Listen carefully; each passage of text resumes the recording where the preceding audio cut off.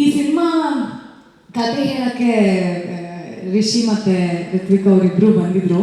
ಕತೆ ತುಂಬ ಇಷ್ಟ ಆಯಿತು ನನಗೆ. ಬಟ್ ಅದೇ ಅವ್ರು ಹೇಳಿದ ಆ ಟೈಮ್ಗೆ ನಾನು ಬೇರೆ ಶೂಟ್ ಒಪ್ಕೊಂಡ್ಬಿಟ್ಟಿದ್ದೆ. ನನಗೆ ಸಂದಿಗ್ಧ ಪರಿಸ್ಥಿತಿ, ಇವಾಗ ಚೆನ್ನಾಗಿದೆ ಕತೆ, ಆದರೆ ಡೇಟ್ಸ್ ಮ್ಯಾಚ್ ಆಗ್ತಾಯಿಲ್ಲ, ಏನು ಮಾಡೋದು ಅಂತ ಕಷ್ಟಪಟ್ಟು ಇವಾಗ ಆಗಲ್ಲ ಅಂತ ಹೇಳ್ಬಿಟ್ಟೆ.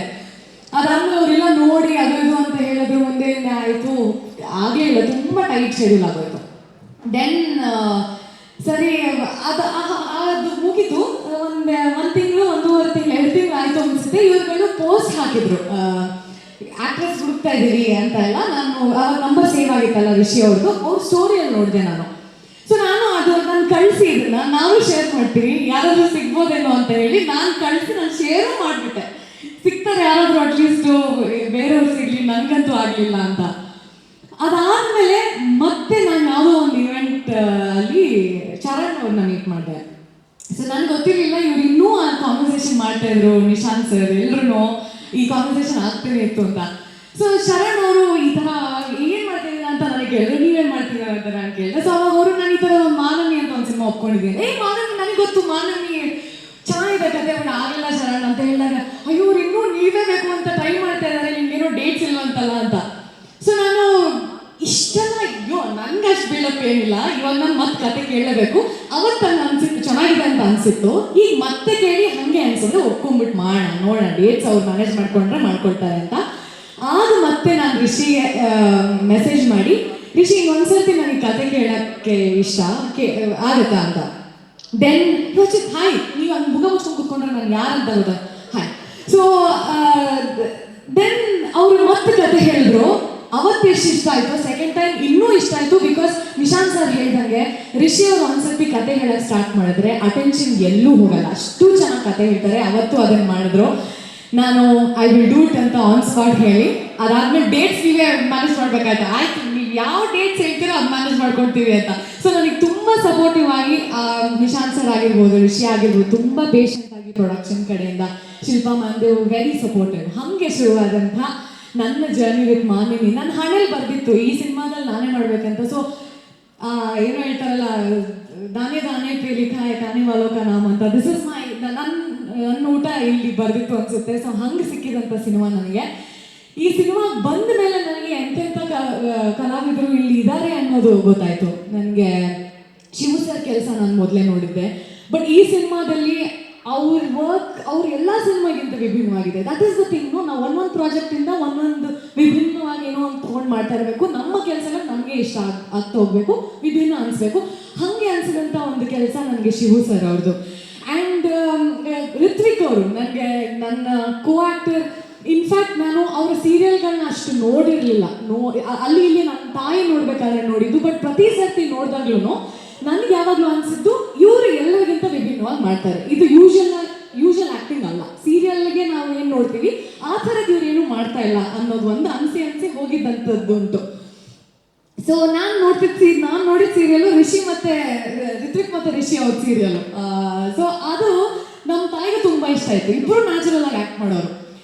ಹಾಗಾದ್ಮೇಲೆ ಇವ್ರು ಮೀಟಿಂಗಲ್ಲಿ ನೋಡಿದೆ. ಮೀಟಿಂಗಲ್ಲೂ ನಾನು ಇವ್ರೇನು ಒಂದು ಮಾತು ಆಡಿರಲಿಲ್ಲ. ಸೊ ನೆಕ್ಸ್ಟು ಸೆಟ್ಟಿಗೆ ಬಂದಾಗ ಅವ್ರ ಡೆಡಿಕೇಶನ್, ಅವ್ರ ಆ್ಯಕ್ಟಿಂಗ್, ಅವ್ರ ಪರ್ಫಾರ್ಮೆನ್ಸ್, ಅಂದರೆ ಅವ್ರದ್ದು 2 ವ್ಯಕ್ತಿತ್ವ, ಲೈಕ್ ಸ್ಪ್ಲಿಟ್ ಪರ್ಸ್ನಾಲಿಟಿ ಥರ ವರ್ಕ್ ಮಾಡ್ತಾರೆ. ಅವ್ರ ಯೂಶುವಲ್ ಸೆಲ್ಫ್ ಅಲ್ಲಿ ಯಾರ ಜೊತೆನೂ ಮಾತಾಡಲ್ಲ, ತುಂಬ ಸೈಲೆಂಟಾಗಿರ್ತಾರೆ, ಅವ್ರ ಪಾಡಿಗೆ ಅವ್ರು ಇರ್ತಾರೆ.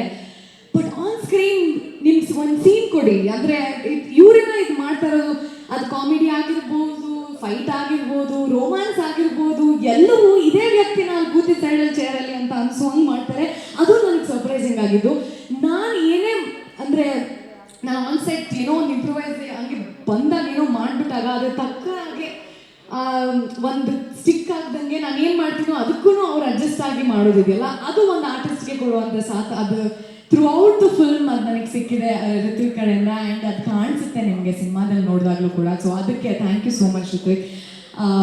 I am very happy. And initially ನಾನು ಏನು ಅಂದ್ಕೊಂಡಿದ್ದೆ, ಓಕೆ ಹೇಗಿರ್ಬೋದು ಇವ್ರ ಜೊತೆ ಆ್ಯಕ್ಟ್ ಮಾಡೋದು ಅಂತೆಲ್ಲ, ಆ ಥಾಟ್ಸ್ನೆಲ್ಲನೂ ನೀವು ಐ ಥಿಂಕ್ ಒಂದು 360 ಡಿಗ್ರಿ ನೀವು ತಿರುಗಿಸಿ ನನಗೆ ಇದು ಹಿಂಗೆ this journey is going to be amazing ಅಂತ ನನಗೆ ತೋರಿಸ್ಕೊಟ್ರಿ. ಅದು ಒಂದು ಥ್ಯಾಂಕ್ ಯು. ಕಾಸ್ಟ್ಯೂಮ್ ಬಗ್ಗೆ ಹೇಳಬೇಕು. ನಾನು ಎಲ್ಲ ಇಷ್ಟು ಚೆನ್ನಾಗಿ ಕಾಣ್ತಾ ಇರೋದು ಆ ಮಂಗಳೂರಿನ ಎಸೆನ್ಸ್ನ ಮಂಗಳೂರು ಸಾಧ್ಯ. ನಮ್ಮ ವರ್ಷ ಎಷ್ಟು ಚೆನ್ನಾಗಿ ಆ ಕಲರ್ ಟೋನ್ ಇರ್ಬೋದು, ಈ ಪ್ರತಿಯೊಂದು ಆ ಹೇರ್ ಸ್ಟೈಲಿಂದ ಇರ್ಬೋದು, ಆ ಚಿಕ್ಕ ಚೇನ್ ಏನೋ ಒಂದು ಹಾಕಿದ್ರು ಅದು ಇಲ್ಲ ಮಂಗಳೂರು ಹುಡುಗಿಯರು ಹಿಂಗೆ ಹಾಕಲ್ಲ, ಮಂಗಳೂರು ಹುಡುಗಿಯರು ಹಿಂಗೆ ಸ್ಟೈಲ್ ಇರಲ್ಲ ಅಂತ ಒಂದು ಹಾಗೆ ಮಾಡಿದಂಥ ಏನು ಡೀಟೇಲಿಂಗ್ ಅಲ್ಲಿತ್ತು. ಅಫ್ಕೋರ್ಸ್ ಅದು ಶಿವ ಸರ್ ಜೊತೆ ಎಲ್ಲ ಆ ಕಲರ್ ಕಾಂಬಿನೇಷನ್ ಎಲ್ಲ ನೋಡ್ಕೊಂಡು ಮಾಡಿದ್ದಾರೆ. ಅದು ರಿತಿಕ್ ಅವರ ಡೈರೆಕ್ಷನ್ ಅಂದರೆ ಅವ್ರು ಪ್ರತಿ ಸರ್ತಿ ನೀವು ಮಾಡಿದ್ದೆ ಸರಿ ಅಂತ ಬಿಡೋದು, ಅವಾಗ ನಮ್ಮ ಬೆಳವಣಿಗೆ ಏನೂ ಇರಲ್ಲ ಅದರಲ್ಲಿ. ಬಟ್ ಚೆನ್ನಾಗಿ ಮಾಡಿದಾಗ ಸೂಪರ್ ಆಗಿತ್ತು ಅಂತ ಹೇಳಿ ಏನಾದರೂ ಆ ದೀಕ್ಷಳಾಗಿ ನಾನು ಕಾಣಿಸ್ಲಿಲ್ಲ ಅಂದಾಗ ಅದನ್ನು ಕರೆಕ್ಟ್ ಮಾಡಿ ನನಗೆ ಅದನ್ನು ನನ್ನ ಸ್ಕ್ರೀನ್ ಮೇಲೆ ಅದನ್ನು ಮಾಡೋಕ್ಕೆ ಹೆಲ್ಪ್ ಮಾಡಿದ್ರಲ್ಲ, ಅದು ಇಟ್ ವಾಸ್ ವೆರಿ ನೈಸ್. ಅವರು ಫಸ್ಟ್ ಟೈಮ್ ಡೈರೆಕ್ಟರ್ ಅಂತ ಎಲ್ಲೂ ಅನಿಸ್ಲೇ ಇಲ್ಲ. ಸೊ ಅದು ತುಂಬ ಸಪೋರ್ಟಿವ್ ಆಗಿ ಅವರಿದ್ರು. ಆ್ಯಂಡ್ ಈ ಕಥೆ ಸುದಿ ಅವರು ಬರೆದಿರೋದು ತುಂಬ ಚೆನ್ನಾಗಿ ಬರೆದಿದ್ದಾರೆ, ಅದರಲ್ಲಿ ನಟನೆ ಕೂಡ ಮಾಡಿದ್ದಾರೆ. ಸೊ ಎಲ್ರಿಗೂ ನೋಡೋಕ್ಕೆ ಸಿಗತ್ತೆ. ಅಮೇಝಿಂಗ್ ಥಿಂಗ್ ಬೇಸಿಕಲಿ ನನಗೆ ಸೋನು ಅವ್ರ ಜೊತೆ ನನಗೆ ಕಾಂಬಿನೇಷನ್ ಅಷ್ಟು ಇರಲಿಲ್ಲ. ಸ್ಕ್ರೀನ್ ಮೇಲೆ ನೋಡಿದಾಗ ನಿಮಗೆ ಗೊತ್ತಾಗುತ್ತೆ. But she is on a fabulous job ಅಂತ ಪ್ರತಿಯೊಬ್ಬರು ಹೇಳ್ತಾ ಇದ್ರು. ಸೊ ನನಗೆ I am very eagerly waiting.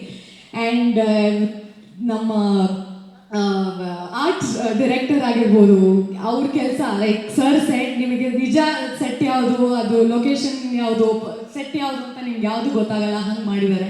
So everybody, all the actors, ನನಗೆ ಒಬ್ರೊಬ್ರನ್ನ ಹೇಳ್ತಾ ಹೋದರೆ ಹಂಗೆ ಹೋಗುತ್ತೆ. ನನ್ನ ಮೇಕಪ್ ಆರ್ಟಿಸ್ಟ್ ಸಿದ್ದು ಅವರು ಸಂತು, ನನಗೆ ಅವರು ನಾನು ಏನೋ ಒಂದು ಮರೆತು ಹೇಳ್ಬಿಡ್ತೀನಿ, ನಾನು ಅವ್ರಿಗೆ ಥ್ಯಾಂಕ್ ಮಾಡು.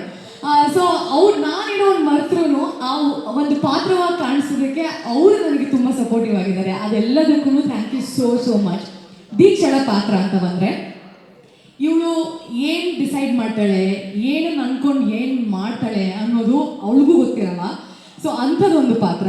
ಆ ಪಾತ್ರಕ್ಕೂ ಚೈತ್ರಳಿಗೂ ಅಜಗಜಾಂತರ ವ್ಯತ್ಯಾಸ. ನಾನು ವೆರಿ ಕ್ಯಾಲ್ಕುಲೇಟಿವ್, ನಾನು ಇದೇ ಆಗಬೇಕು, ಈ ಟೈಮ್ಗೆ ಆಗಬೇಕು ಅಂತ ಯೋಚನೆ ಮಾಡಿ ಮಾಡುವಂಥವಳು. ಬಟ್ ದೀಕ್ಷಾ ಹಂಗೇನೂ ಅಲ್ಲ. She is very emotional, she is reactive. ಅಲ್ಲಿ ಏನು ಅನಿಸುತ್ತೋ ಅದನ್ನು ಮಾಡುವಂಥವಳು. ಆ್ಯಂಡ್ ಯಾವುದಕ್ಕೂ you know unapologetically she lives her life. ಅವಳು ತಗೊಳ್ಳೋ ಡಿಸಿಷನ್ಸ್ನ ಹಿಂದೆ ಯೋಚನೆ ಮಾಡಿ ಸರಿ ತಪ್ಪ ಅಂತ ತೂಗಿದ್ರೆ ಅವಳ ಜೀವನನ ಅವಳು ನಡೆಸಿ, ಅವಳಿಗೆ ಅನ್ಸಿದ್ನ ಹೇಳಿ, ಅವಳಿಗೆ ಬೇಕಾದಂಗೆ ಬದುಕುವಂಥ ಒಂದು ಪಾತ್ರ. ಆ ಪಾತ್ರನ ನಾನು ಆದಷ್ಟು ತಕ್ಕ ಮಟ್ಟಿಗೆ